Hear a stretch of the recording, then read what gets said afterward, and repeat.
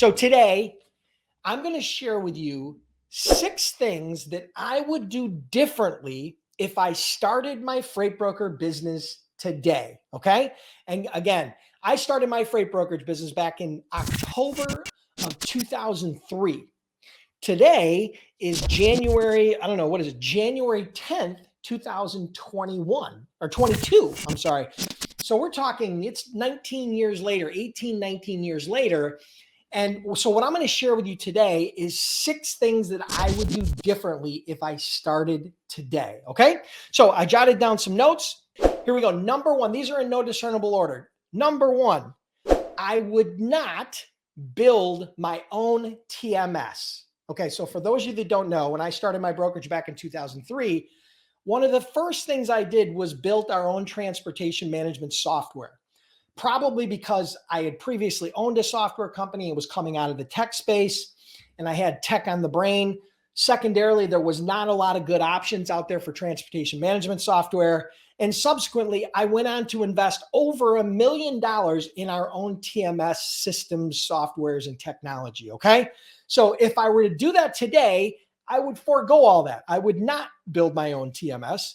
There are tons of great options out there for TMS software. There are a lot of good products out there, and the pricing is phenomenal for many of these products. It's very cost effective compared to the $1 million plus that I invested to build my own TMS. Okay.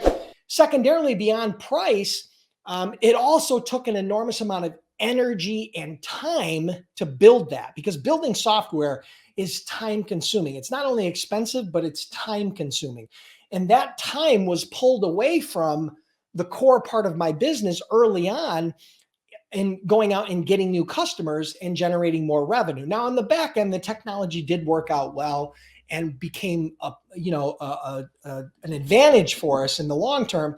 But ultimately, I think it cost us revenue in the short term. So today I would not build my own TMS because there are a lot of great options out there. So that's the number 1 thing I probably would change if I started over today. Okay. Number 2, I would focus more on carrier partnerships. You hear me say this all the time: relationships over transactions. And I can tell you that that is sound advice in every area of your life, but business is where we think about it most. But most brokers and most agents think about having strong relationships with their customers because the customers are who are paying them, right? That's where the checks come from. That's how they keep the lights on. But in reality, as a broker, carrier relationships are equally as important as customer relationships. So, my goal today, if I were to start a brokerage over, would be to never do what I call a one and done. What I mean by that is you post a load to the load board, a carrier calls you, you set up the carrier moves the load, and then you never do business with that carrier again. Maybe they were an owner operator, maybe they own 5 trucks, maybe they own 500 trucks. But the reality is that nobody took the effort or the time to develop a relationship with that carrier to focus on how there might be synergies or win-win relationships that could be fostered to help both sides of the equation, right? To help the carrier and the broker. So focusing on strong carrier relationships, focusing on real partnerships with carriers is definitely number 2 on the list. Okay. Number 3, don't forget to exercise and eat right. Now, I'm going to tell you right now, I'm not a fitness coach, right? I work out regularly. I have pretty much my entire life, but everybody goes through the ebbs and flows of the holiday season and busy times and slow times and struggles that you have in your life. And here's what I can tell you. Everybody's health fluctuates, but your goal as an entrepreneur, what you have to understand as a startup entrepreneur, you need energy more than ever, because building a successful business not only takes capital, a certain amount of capital, depending on the type of business you're starting, but it takes an enormous amount of energy. And so you cannot afford as a startup entrepreneur to start eating a lot of fast food or missing workouts or not having that sort of balance. I can tell you right now that most entrepreneurs that I see, including me, and I have done it many times in my career, in the first 12 to 18 months of a startup, I usually put on 10 to 20 pounds, right? I've seen that in the past when I was a younger entrepreneur. And even when I started my freight brokerage, it happened because I got so focused on and nothing but the business that I let my health go. And it cost me in the long term. God knows how much it cost me in my overall lifespan, but it cost me an enormous amount of energy because I wasn't working out, I wasn't eating right. So don't let your health go down the drain just because you're in a startup. Okay. You can balance it. You can juggle it all. It just takes, some priorities and some scheduling. Okay. So that's number 3. Don't forget to exercise and eat right. You need energy now more than ever. All right. Number 4, learn to delegate sooner. That's what I would do. Delegation, learning how to delegate is one of the most important lessons and one of the most important things that smart entrepreneurs can do. Here's why. Because not every task that an entrepreneur does throughout their day is created equally. And what I mean by that is we have $10 an hour tasks, we've got $50 an hour tasks, we've got $100 an hour tasks, and then we've got $1,000 an hour tasks. Okay. Now, as an entrepreneur, you're not going to collect any of those paychecks. Okay. You only get paid for your results, but the value of each one of those tasks has a dollar value assigned to it, right? Every one of those tasks has a dollar value assigned to it. So as an entrepreneur, you do not want to spend your time on $10 an hour tasks, right? So let me give you an example. A $10 an hour task is going on Google and searching for leads, right? That's a $10 an hour task. You could hire anybody to do that, right? But on the other hand of the coin, on the other side of the coin, the sales component, when you start doing outreach to those customers, that might be $100 or $1,000 an hour task, depending upon your results, right? If you get one shipper, if you make calls for an hour and you get one shipper out of that hour, the lifetime value of that shipper might be $50, $100, $200, $300,000. So what's the value of that sales and outreach versus looking up the leads online on Google, right? So what I'm trying to explain to you is that you have to learn to delegate. So learn to delegate some of the tasks that are lower value, that don't require just you, and focus in on the only you tasks that are much higher value. So I've explained it before as having high value activities and low value activities. In most cases, as a startup, the high value activities is customer interfacing. It's reaching out and developing relationships with customers. Another high value activity would be developing relationships with carriers as a broker. So I hope that makes sense. Okay. So learn to delegate. Don't be that bottleneck, right? Don't be the bottleneck that slows the business down because you're afraid to give up control. Okay. So that's number 4. Number 5, this is a tough one, and I've struggled with it personally. Fire bad apples and negative nellies fast. Okay. So as a business owner, as an entrepreneur, as a startup, one of the things you're going to have to do is you're going to have to add people to your team.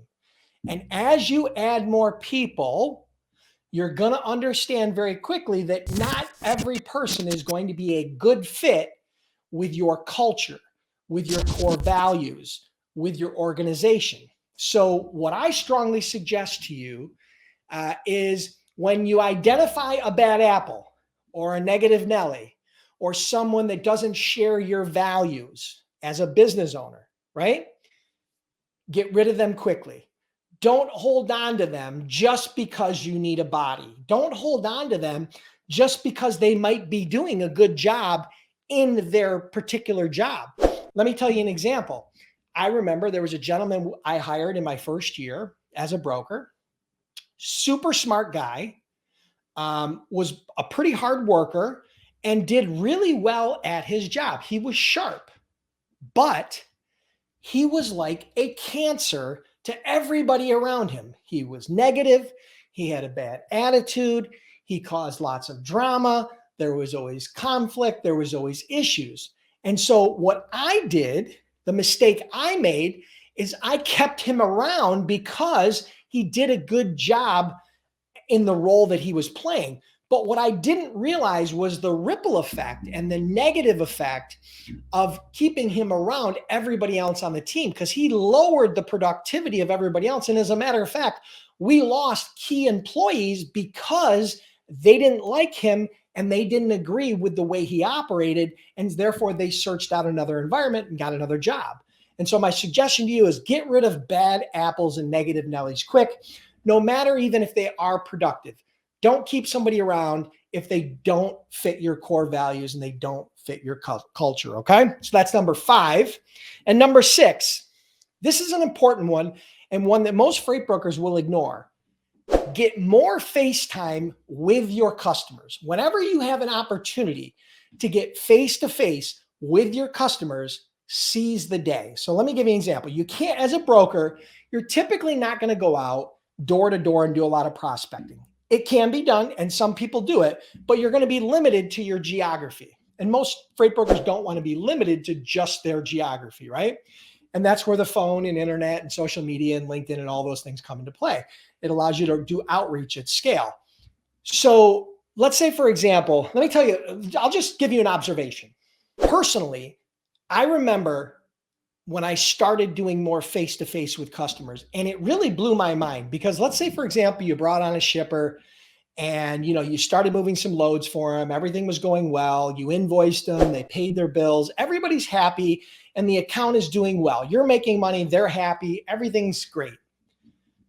I remember when I started taking the steps after the first month or 2 or 3 of doing business with a customer where I took the initiative, especially when it had an opportunity to have a big upside in a big client, I would go visit that customer no matter where they were. We would travel to that location. Now, sometimes it's hard to travel all the way across country, and sometimes it's hard to travel internationally, and sometimes you have to figure out ways to make it work.